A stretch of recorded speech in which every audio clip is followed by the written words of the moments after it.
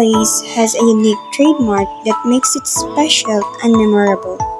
The colors of the town often reflect its vibrant culture, with bright hues painted on buildings or seen in festival decorations.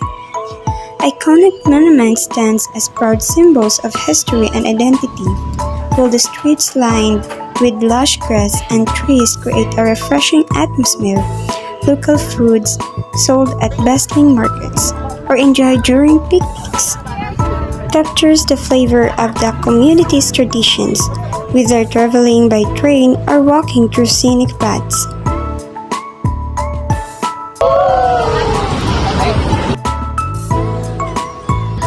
Welcome to Sagay City's Public Plaza. The Insular Lumber Company or ILCO Train 7 is probably the most famous iron dinosaur in Negros.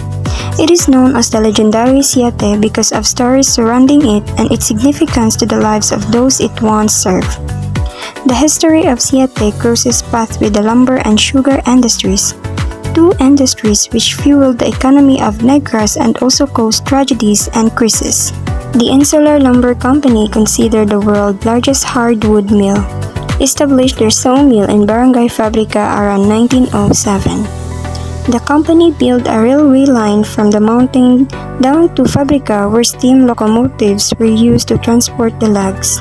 Siete was built in 1925 by the American company Baldwin Locomotive Works. It was used extensively in the lumber industry in the United States before it was brought to Fabrica, Sagay City in the 1930s to be used by ILCO.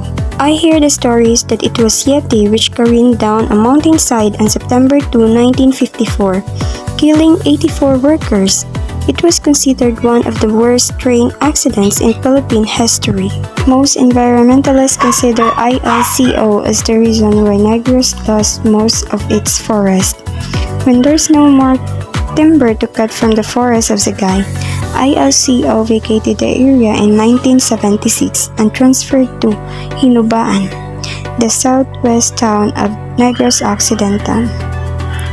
Much of the land vacated by ILCO was used for sugarcane plantation.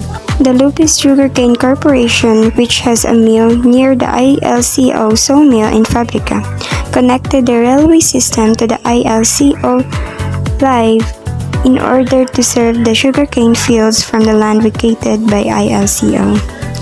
Disputes between the farmers and the Lupis management later on led to the eventual removal of the railway connection with the ILCO line.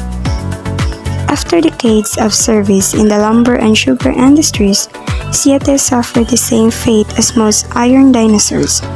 It was left as junk at the Sugar Central compounds.